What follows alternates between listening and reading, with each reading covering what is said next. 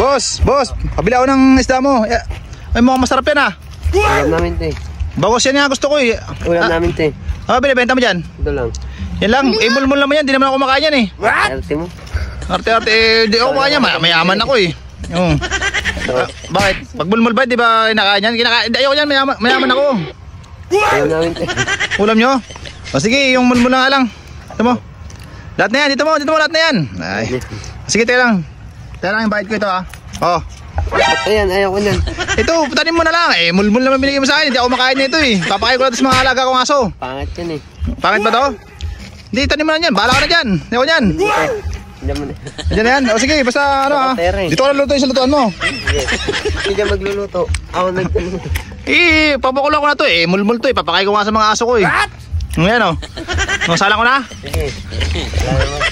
3 lang kasya. Lahat naman ang kawali mo. Ikaw. Ginagawa mo dyan. Sige, pwede ba makisalang dito? Dito na, nakasalang na pala. Isa mo sama na. Sabi,